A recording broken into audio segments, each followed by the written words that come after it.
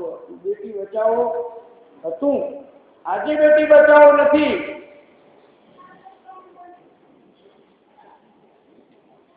કરદમને 9 કન્યાઓ, તેઓમાંથી 13 કન્યા ધર્મને પરણાવી હતી, અગ્નિને એક પરણાવી, સર્વ પિતૃને એક પરણાવી હતી, તથા એક સંસારના બંધન કાપનારા શંકર ભગવાનને પરણાવી હતી. ધર્મના 13 લગ્ન થયા છે. આ 13 ગુણોને જીવનમાં ઉતારે એનો ધર્મ જરૂર ફળે છે. આપણે પણ 13 ગુણો સાથે લગ્ન કરીએ તો આપણું જીવન સારું બને, તો પરમાત્મા મળે. ધર્મની 13મી પત્ની મૂર્તિ દેવીએ નર તથા નારાયણ નામના 2 ઋષિઓને જન્મ આપ્યો હતો. તે બંનેના જન્મ વખતે આ વિશ્વ અત્યંત નિવૃત્તિ સુખમાં લઈને પ્રસન્ન થયું હતું. સ્વર્ગમાં વાજા વાગવા લાગ્યા હતા, સુંદર વાતાવરણ થયું હતું, દેવતાઓ સ્તુતિ કરવા લાગ્યા હતા. વિદુરજીએ પૂછ્યું, હે મુનિ મહારાજ, મારી એક શંકાનું સમાધાન કરો. દીકરીઓ પર પ્રીતિ ધરાવનારા દક્ષે પોતાની સતી નામની પુત્રીનો અનાદર કરીને શીલવંત પુરુષોમાં શ્રેષ્ઠ ગણાતા શંકરની સાથે શા માટે દ્વેષ બાંધ્યો હતો? બહુ સરસ વાત છે, સાંભળજો. દક્ષ પ્રજાપતિની નાની કન્યા સતીનું લગ્ન ઘણી જ ધામધૂમથી અને રંગે ચંગે શિવજી સાથે થયેલું, જેને આપણે પાર્વતી કહીએ છીએ, ઉમા કહીએ છીએ. પણ યજ્ઞ મંડપમાં દક્ષ પ્રજાપતિએ શિવજીનું અપમાન કરેલું, એટલે તે સહન ન થવાથી સતીએ પોતાનું શરીર યજ્ઞમાં હોમી દીધું. એક મોટી સભા ભરાઈ હતી અને એ સભા મંડપમાં શિવજી આગળ બેઠેલા હતા, બીજા દેવો પાછળ હતા. અને એવામાં દક્ષ રાજાને મોટી પદવી મળેલી, એટલે બધા દેવો ઉભા થઈ ગયા. દક્ષ આયા એટલે પાર્વતીના બાપ, સતીના બાપ. પણ એક શંકર ધ્યાનમાં હતા, ઉભા ના થયા. એટલે એને અપમાન લાગ્યું દક્ષને. તમારા જવૈયે મારું અપમાન કર્યું. ક્રોધ આવ્યો અને શિવજીની ભર સભામાં નિંદા કરી. દક્ષે કહ્યું, આ શિવ લોકપાળોની કીર્તિનો નાશ કરનારો તથા લાજ શરમ વગરનો છે. આ શિષ્ય થાય છે કારણ કે તેણે સુપાત્રની પેટે બ્રાહ્મણોને અગ્નિની સમક્ષ સાવિત્રીના જેવી મારી દીકરી સાથે લગ્ન કર્યા છે, છતાં મારું અપમાન કરે છે. ભસ્મ ચોળીને રહે છે, સ્મશાનમાં રહે છે, હાડકાના ઘરેણા પહેર્યા છે, ભૂતની ટોળી સાથે ફરે છે. તો કે છે, આવા અપવિત્ર દુષ્ટ પુરુષને મેં બ્રહ્માના કહેવાથી મારી દીકરી પરણાવી, મેં બહુ મોટી ભૂલ કરી, એમ કહેવા માટે દક્ષ. તો કે છે, ક્રોધે ભરાયેલા પ્રજાપતિ દક્ષે જળનું આચમન લઈને કહ્યું, શિવ અભિમાની છે, માટે આજથી આને દેવતાઓના યજ્ઞમાં ભાગ નહીં મળે. આમ શંકરને શ્રાપ આપીને ક્રોધાવેશમાં આવેલા પ્રજાપતિ દક્ષ તે સભામાંથી તરત બહાર નીકળી ગયા. આ દક્ષ એવો અભિમાની હતો. જ્યારે માણસને મોટાઈ મળે ત્યારે માણસને અભિમાન આવી જતું હોય છે. જ્યારે મોટાઈ મળે ત્યારે એ અભિમાનને પચાવે ને ત્યારે મહાન કહેવાય. અને શિવજી તો બહુ ભોળા દેવ છે, બહુ ભોળાઓના દેવ છે. ઉઠી તો ભોળો છે, પણ ભોળો હોય એનો ડબલ દેવ છે. એક વખત કુબેર ભંડારીને શિવજી પર બહુ ભાવ પ્રગટ્યો. તેને શિવજીને પૂછ્યું, તમારી શું સેવા કરું? શિવજી કહે, કાંઈ નહીં. તો પાર્વતી કે ના, આપો, મહેલ આપો. મહેલ આપ્યો. કુબેર ભંડારીએ મહેલ આપ્યો અને એ વખતે રાવણ આવ્યું છે. રાવણે એનું વાસ્તુ કરાયું. રાવણ હતો ને, દક્ષિણામાં કે મને પાર્વતી આપી દો, મહેલમાં આપી લીધો, પછી કે પાર્વતી આપી દો, ભગવાને આપી દીધી કે લઈ જા. પણ ભગવાન શિવજી કેવા છે હોશિયાર. પાર્વતીને લઈ જવા માંડ્યો. એ વખતે કૃષ્ણ ભગવાન ગોવાળિયાનું રૂપ લઈને આવ્યા અને કે એટલે શું લઈને ચાલ્યો? કે પાર્વતી મને આપી દીધી શંકર ભગવાને. તો કે આ અસલી પાર્વતી નથી, અસલી પાર્વતી તો ના ઘેર છે, તને નકલી આપી છે, ગાંડો છે. અને ભગવાને એના શરીરમાંથી દુર્ગંધ ફેલાઈ દીધી. એટલે પેલા થઈ ગયું કે આ ખોટી જ છે, પાર્વતી ફેંકી દીધી. ભગવાન કૃષ્ણે લીલા કરી છે. તો શિવજીનું તપ આવું હતું કે છે શિવજીના મસ્તકમાં જ્ઞાનની ગંગા છે. સતસૃષ્ટિ તાંડવ રચયિતા નટરાજ નમો નમો, નટરાજ નમો નમો. હે આદિ ગુરુ શંકર વિગા નટરાજ નમો નમો, નટરાજ નમો નમો. માથે શિવના માથે એક તો ગંગા, માથે ગંગા, ખોળામાં પાર્વતી અને મસ્તક ઉપર બીજનો ચંદ્રમા. મુસલમાનો પણ બીજને માને, એની ઈદ ઉજવે, પણ આપણા ભગવાન શિવજીના મસ્તક ઉપર બીજનો ચંદ્ર છે. તમે શિવજીનું જુઓ, મંદિરમાં દાખલ થાઓ તો તમે ધ્યાનથી જોજો. આજ મારે મહત્વની વાત કરવાની, ભલે ના ઓછા માનો, વાત મારે મહત્વની કરવાની છે કે ભગવાન શંકરના મંદિરમાં તમે જાઓ ત્યારે જોજો આગળ પોથીઓ છે, એક કાચબો છે, એક બાજુ ગણપતિ છે, એક બાજુ હનુમાનજી છે, બે કેસરી રંગના ગણપતિ ને હનુમાન. ગણપતિના હાથમાં લાડુ છે અને હનુમાનજી તો કે મારા લંકાના ફળો મારી પાસે છે, સુંદરકાંડના. હવે આ બંને દેવો એમ કે છે કે મારા બાપના દર્શન કરવા, ગણપતિ એમ કે તમારે મારા બાપના દર્શન કરવા હોય તો પહેલા લાડુ લેતા જાઓ, પહેલા મને પગે લાગશો તો લાડુ આપીશ તો જઈ શકશો અંદર. હનુમાનજી કહે છે મને પગે લાગશો તો હું ફળ આપીશ. હનુમાનજીને ફળ બહુ પ્રિય છે. તો ભગવાન શિવની પાસે જવું હોય તો ગણપતિનું ફળ, ગણપતિનો લાડુ અને હનુમાનજીનું ફળ લઈને જવું પડે. આગળ મંદિર છે, પોથીઓ, ધર્મની સવારી છે. આપણો વરરાજો વરણે તો ઘોડા ઉપર બેઠો, પણ આ એક એવો વરરાજો જગતનો કે જે પરણ્યો તો નંદી ઉપર, પોથિયા ઉપર બેઠો, ધર્મની સવારી કરી. કાચબો પોતાના અંગોને બહાર કાઢી શકે છે, અંદર બી લઈ જઈ શકે છે, બહાર કાઢી શકે છે. એમ તમારી માયાની સંકીર્ણતા પણ શીખો, એવું કાચબો આપણને શીખવાડે છે. ભગવાનના મંદિરમાં જુઓ તો જલધારા ટપક ટપક ટપક ટપક જલધારા પડતી હોય ને, જલધારી હોય છે અંદર.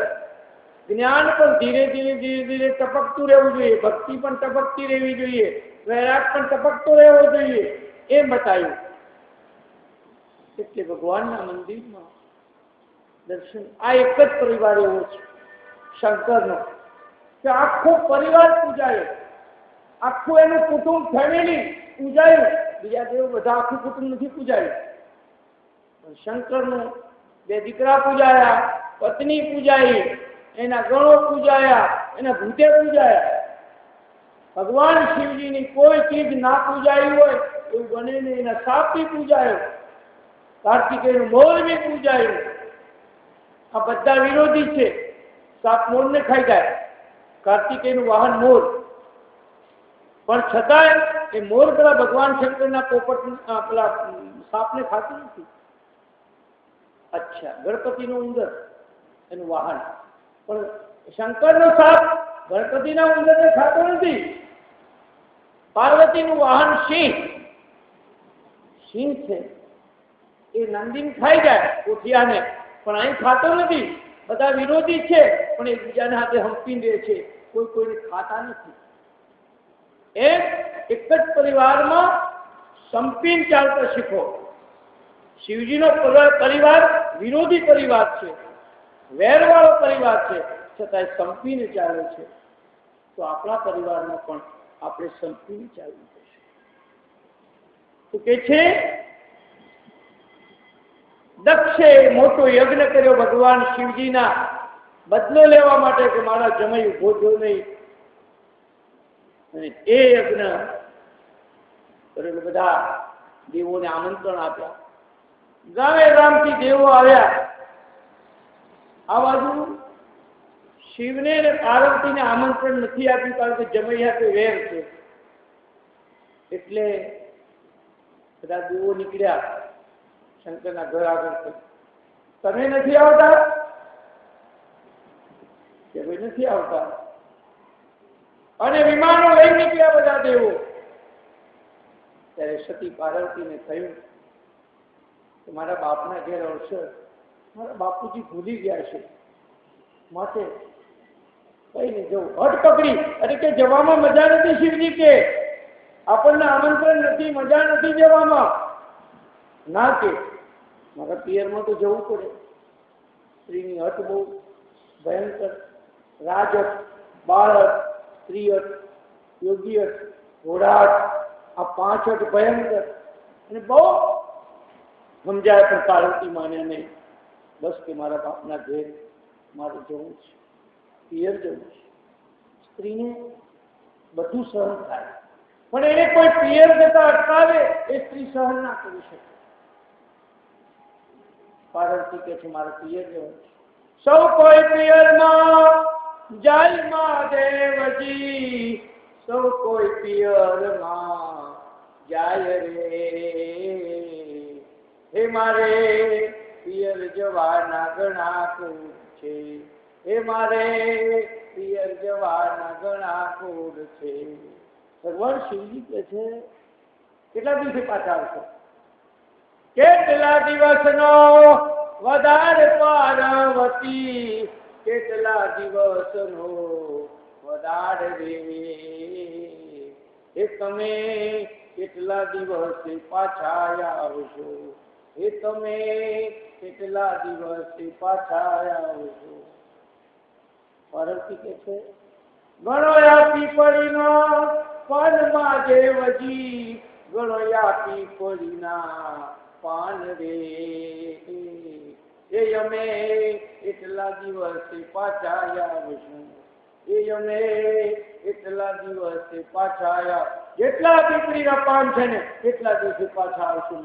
રથ તૈયાર કર્યો, પાર્વતી પિયરમાં બેસર્યા છે.